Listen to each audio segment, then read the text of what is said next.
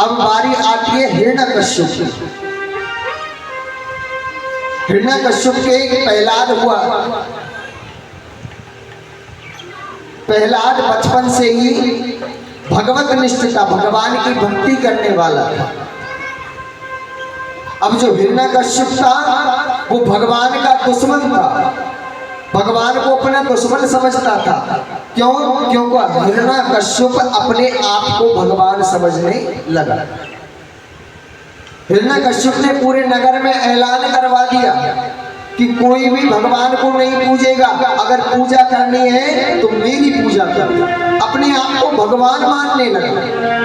और अगर कोई देव पूजा करता, भगवान की अर्चना करता, तो वो उसको मार डालता। पूरा नगर भयभीत हो गया। हिरण्यकश्यप के एक पुत्र थे जिनका नाम था प्रहलाद। अब राजा परीक्षित कहते हैं, महाराज बाप इतना अत्याचारी, पिता तो इतना अत्याचारी और बेटा इतना धर्मनिष्ठ, ये कैसे हो गया? तो एक संत बताते हैं कि भले के बुरे होते हैं और बिगड़ जाते हैं वंश। हिरण्यकश्यप के प्रहलाद हुए तो उग्रसेन के कंस। आज प्रहलाद जी भगवान की भक्ति किया करते थे, छोटे से हैं प्रहलाद जी। एक दिन भगवान की पूजा कर रहे थे। पूजा करते समय प्रहलाद के जो पिता थे हिरण्यकश्यप, वो प्रहलाद के पास आए। प्रहलाद के पास आकर कहने लगे, बेटा हम भगवान को दुश्मन मानते हैं और तू उस हमारे दुश्मन की पूजा कर रहा है। अरे तुझको यदि पूजा करनी है तो तू मेरी कर, मेरी दुश्मन की मत कर। भक्त प्रहलाद कहने लगा, पिताजी आपकी पूजा करने पर मुझको क्या प्राप्त होगा? अगर मैं ठाकुर जी की सेवा करूंगा तो कम से कम मुझे ठाकुर जी का धाम तो मिलेगा, परमात्मा का धाम तो मिलेगा। लेकिन भक्त प्रहलाद जब इन बातों को अपने पिता से कहने लगा तो हिरण्यकश्यप को क्रोध आ गया। क्रोध में आकर कहने लगा कि प्रहलाद यदि तू मेरी दुश्मन की पूजा करेगा तो मैं तुझे मार डालूंगा। एक पिता अपने पुत्र से कह रहा है कि यदि तू भगवान की पूजा करेगा तो मैं तुझे मार डालूंगा। भक्त प्रहलाद कहने लगे, पिताजी संसार में किसी के मारने से कोई नहीं मरता। जिस पर ठाकुर जी की कृपा होती है उसका कोई बाल भी बांका नहीं कर सकता। क्यों? कि जागरा की साया, कि जागरा की साया और मार सके नहीं कोई, और बाल नबा को कर सके चाहे जग बैरी हो। जिस पर ठाकुर जी की कृपा होती है उसका कोई बाल भी बांका नहीं कर सकता। एक दिन की बात थी, भक्त प्रहलाद अपने घर के आंगन में बैठा हुआ था। छोटे से ठाकुर जी प्रहलाद जी के सामने विराजमान थे। प्रहलाद ने अपने मित्रों को बुला लिया आंगन में और मित्रों को बुलाकर आज भगवान का कीर्तन करने लगा। श्रीमन नारायण नारायण नारायण, श्रीमन नारायण नारायण, श्रीमन नारायण नारायण नारायण, श्रीमन नारायण नारायण नारायण, श्रीमन नारायण नारायण नारायण, श्रीमन नारायण नारायण नारायण। आज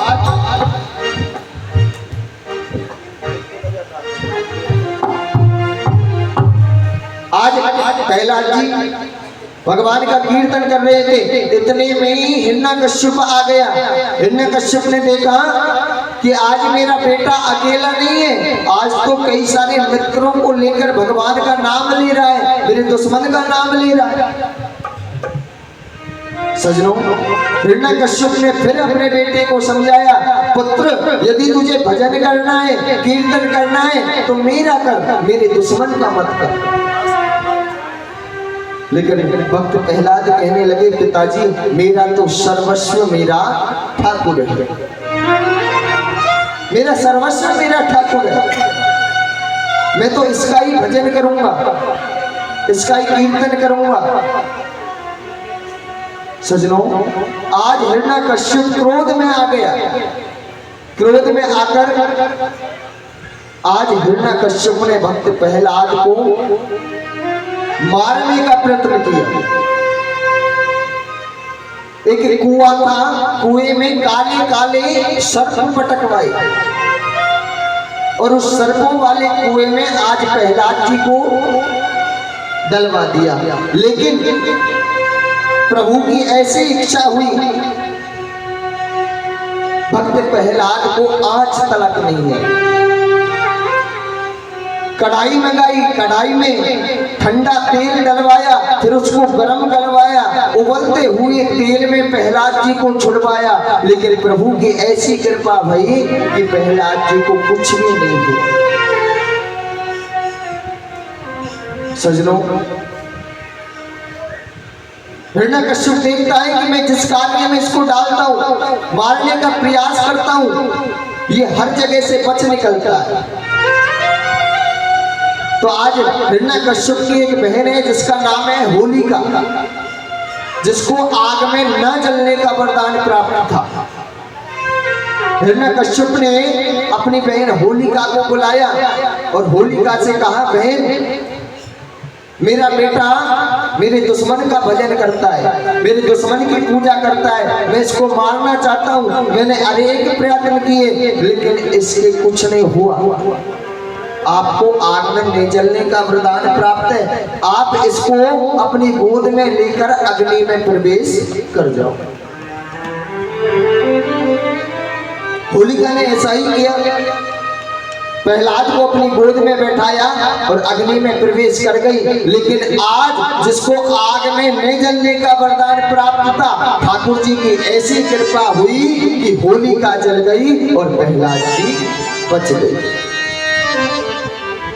आज प्रहलाद जी जब बच गई तो प्रहलाद जी आज छोटे से हैं, अपने पिताजी से कहने लगे, हरि मोहि राम नाम प्यारो,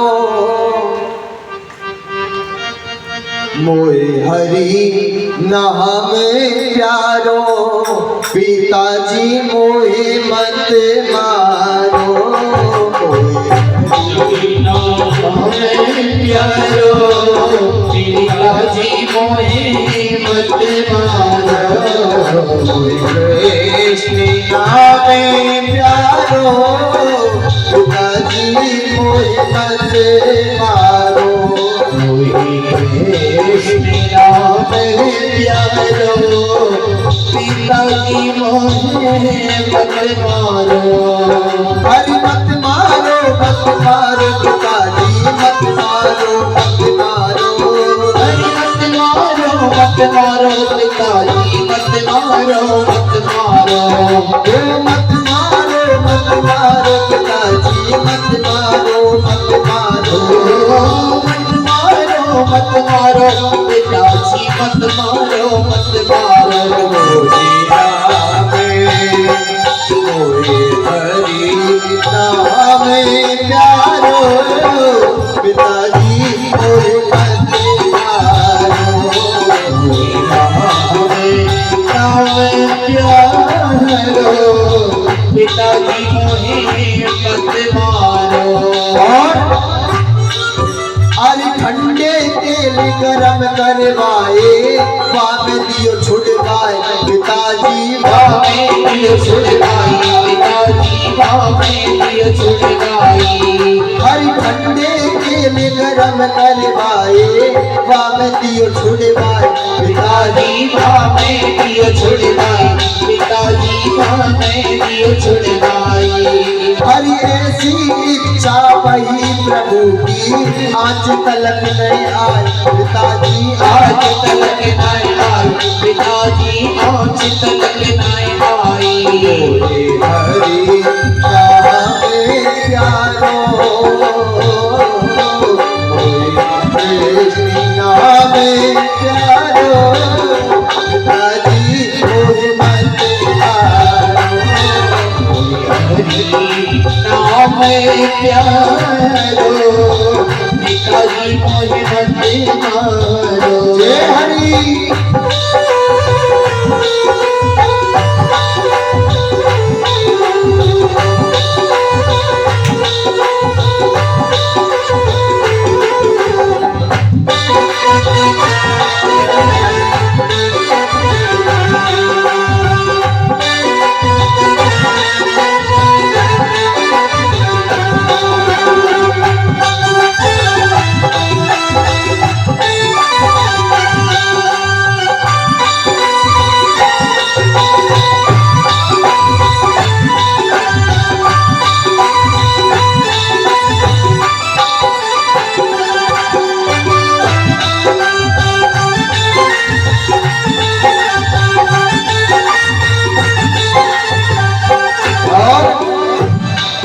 अरे भुआ जी मेरी भुलवाई अग्नि में जलवायो पिताजी अग्नि में जलवायो। पिताजी अग्नि में जलवायो।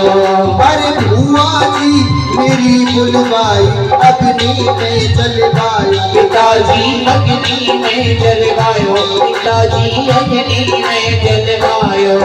हरि ऐसी इच्छा वही प्रभु की आज तलक नहीं आयो पिताजी आज तलक नहीं आयो। पिताजी आज तलक नहीं आया। वो ऐसी इच्छा वही प्रभु की आज तलक नहीं आयो पिताजी आज तलक नहीं आयो। पिताजी आज तलक नहीं आया। हरि नामे प्यारो हरि नाम प्यारो पिताजी मोहे मत मारो हरि नाम प्यारो पिताजी मोहे मत मारो। मोहे हरि नाम प्यारो पिताजी मोहे मत मारो। आज होलिका को बुलाया लेकिन होलिका जल गई, प्रहलाद जी बच गई। आज प्रहलाद जी हिरण्यकश्यप के महल में खड़े हैं, महल के आंगन में सामने हिरण्यकश्यप खड़ा है। हिरण्यकश्यप के सामने छोटे से प्रहलाद जी खड़े हैं। प्रहलाद जी कहने लगे पिताजी आप मुझे मारने का प्रयास कर रहे हो लेकिन आपसे ज्यादा बचाने में मेरे ठाकुर का हाथ है। न जाने आपने कितने प्रयास किए लेकिन मेरे बाल भी बाका नहीं हुआ। मुझ में ठाकुर जी विराजमान है। प्रहलाद जी ऐसे कह रहे हैं अपने पिताजी से। हिरण्यकश्यप कहने लगा अच्छा तेरे ठाकुर जी हर जगह रहते हैं कि हाँ पिताजी मेरे ठाकुर जी हर जगह व्याप्तमान है। हिरण्यकश्यप कहने लगा कहाँ है तेरे ठाकुर जी, कहाँ पे है तेरा भगवान? कि पिताजी ये पूछने की बात नहीं है कि भगवान कहाँ है, अगर पूछना है तो ये पूछो कि भगवान है कहाँ। नहीं, हर कण में, हर जीव में, हर जंतु में, हर पशु में, हर पक्षी में भगवान का वास। और पिताजी आप जो इस महल में खड़े हैं ना, इस महल के हर खंभे में मेरे ठाकुर का वास। हिरण्यकश्यप कहने लगा कि अच्छा ये जो खंबा है इसमें भी ठाकुर का वास है? कि हाँ पिताजी इस खंबे में भी ठाकुर का वास है। हिरण्यकश्यप को क्रोध आ गया जब कहा कि इस खंबे में भगवान का निवास है, तो आज हिरण्यकश्यप ने जोर से प्रहार उस खंबे पर किया। जैसे ही जोर से प्रहार उस खंबे पर किया तो आज उस खंबे से श्री नरसिंह भगवान उत्पन्न हो गए। बोलिए नरसिंह भगवान की जय हो। आज ठाकुर जी का इतना भयंकर रूप है कि नरसिंह भगवान के रूप को देखकर प्रहलाद जी डर गए। आज नरसिंह भगवान ने हिरण्यकश्यप को अपनी जंघाओं के ऊपर बिठा लिया, लेकिन हिरण्यकश्यप कहने लगा कि तू मुझे नहीं मार सकता। हिरण्यकश्यप भगवान से कहने लगा कि तू मुझे नहीं मार सकता। ठाकुर जी कहने लगे, नरसिंह भगवान कहने लगे, क्यों नहीं मार सकता? कि मुझे वरदान प्राप्त है। नरसिंह भगवान कहने लगे, कौन सा वरदान प्राप्त? कि ना तो मैं नर से मरूंगा, ना ही मैं नारायण से मरूंगा। नरसिंह भगवान कहने लगे, अरे मूर्ख, एक बार ध्यान से तो देख, मेरे रूप को देख, मैं ना तो नर हूं और ना ही मैं नारायण हूं। हिरण्यकश्यप कहने लगा, तू फिर भी मुझको नहीं मार सकता। ठाकुर जी कहने लगे, क्यों नहीं मार सकता? कि मुझे एक वरदान और प्राप्त है कि ना तो मैं अंदर मरूंगा, ना ही मैं बाहर मरूंगा।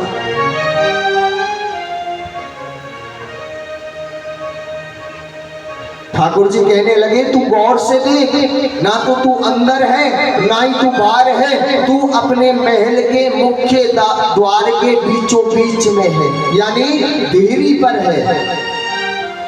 नरसिंह भगवान कहने लगे, तू फिर भी मुझको नहीं मार सकता। कि क्यों? कि ना तो मैं अस्त्र से मरूंगा, ना ही मैं शस्त्र से मरूंगा। नरसिंह भगवान कहने लगे, अरे मूर्ख, मेरे हाथों को देख, ना तो मेरे पास कोई अस्त्र है, ना ही मेरे पास कोई शस्त्र है।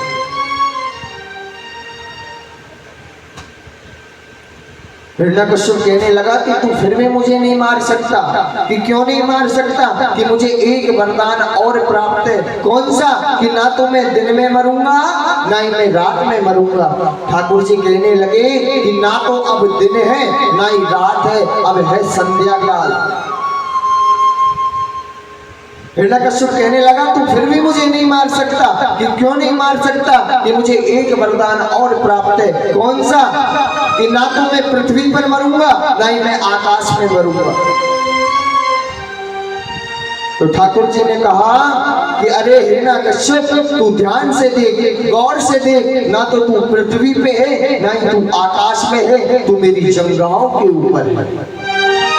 इतना कहने के बाद में आज नरसिंह भगवान ने अपने नखूनों के द्वारा आज हिरण्यकश्यप को बीच में से दो टुकड़ों में और हिरण्यकश्यप की अंतियों की माला बनाकर अपने गले में डाल ली। बोली नरसिंह भगवान की। अब हिरण्यकश्यप ने अपनी जीवन लीला समाप्त करी। अब नरसिंह भगवान प्रहलाद जी के पास पहुंच गए। अब छोटे से हैं प्रहलाद जी, तो नरसिंह भगवान के रूप को देखकर डर गए।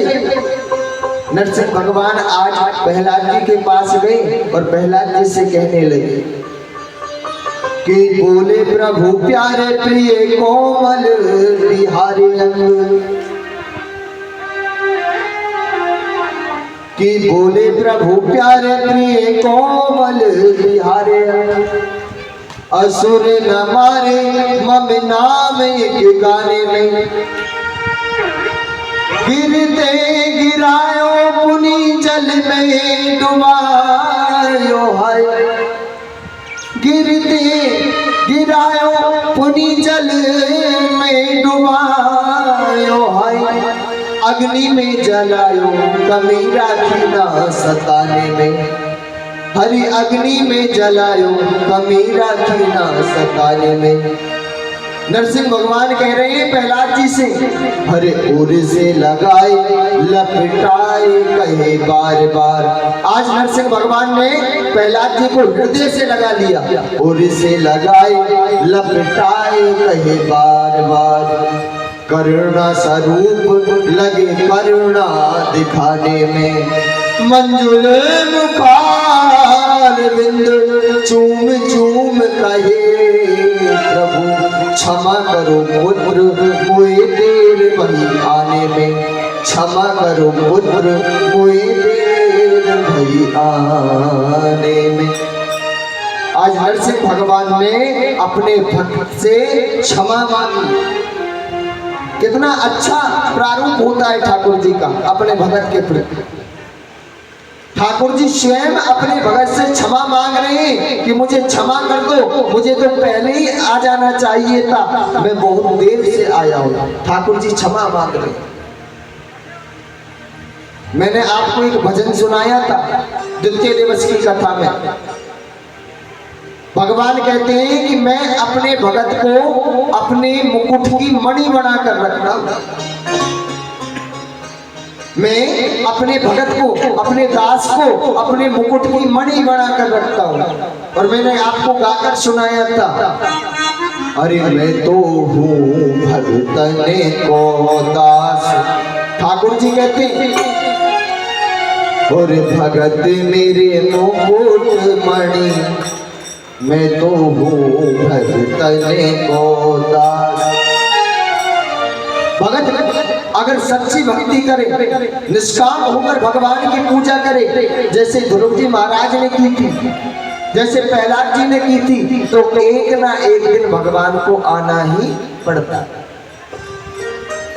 सजनों, इस तरह आज मेरे ठाकुर जी ने नरसिंह रूप लेकर भक्त प्रहलाद के जीवन को संभाला। अब इसके बाद में